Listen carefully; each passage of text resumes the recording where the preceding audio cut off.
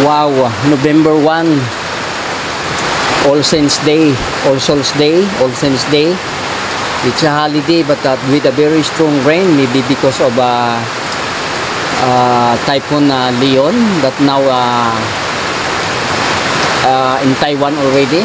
Napakalakas din po ng bagyo doon sa Taiwan, galing dito na bagyo si Leon. Ayan ngayon ang ulan, aftermath. Ngayon lang niya inulan dito. Lakas po mga kaibigan, oh. Napakalakas ng ulan nitong November 1. Grabe mga kaibigan. Look at that, very strong.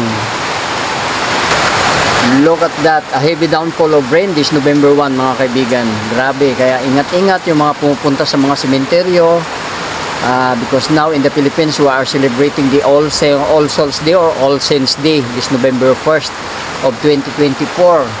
It's Friday and it's a holiday, no work, no class, all levels. A lot of people are going to the provinces to visit the graves of their loved ones, but look at that, the weather is not cooperating. There's a very strong heavy downfall of rain here in Calabarzon. Look at that.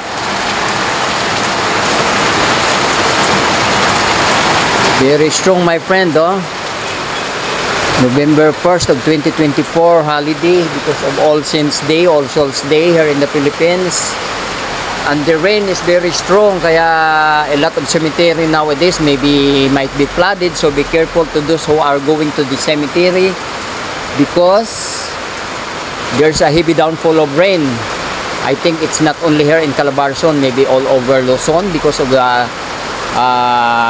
typhoon yesterday of Typhoon Leon that now he is in Taiwan, and the name in Taiwan is Kong Ray, and very strong.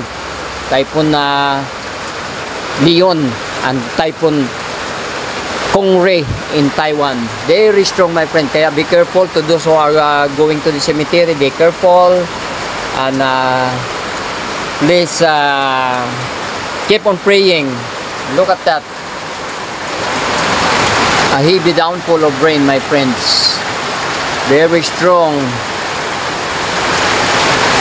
What a coming Christmas for the Philippines, for the world. What's happening to our world because of climate change, because of too much emission to our atmosphere. Nasisira na po ang ating ozone layer, kaya ayan pong nangyayari. Malalakas na bagyo ang dumarating, mga buhawi na hindi naman dati nangyayari, nga ngayon grabe na po. Mas malala, more stronger than before because of climate change. Look at that. Napakalakas po mga kaibigan. It's already 30 minutes ago, but it's still very strong. Woo! Very strong downfall of rain. Well, anyway, as a Filipino, we have a tradition that we are going to visit the graves of our loved ones, but because of the weather, maybe we could pray at home na lang kasi grabe, napakalakas po ng buhos ng ulan mga kaibigan. Oh, look at that. At napakatagal kanina pa Grabe. Baha na po mga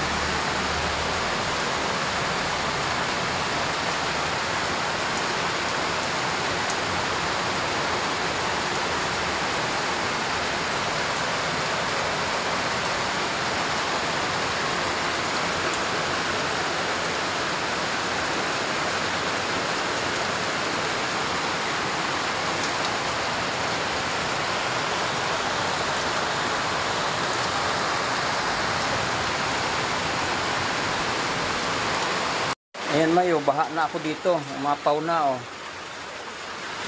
Baha agad oh, ang bilis. Buti na lang bumababa dito sa kabila. Oh. Overflowing dahil ang lakas talaga ng buhos ng ulan. Grabe.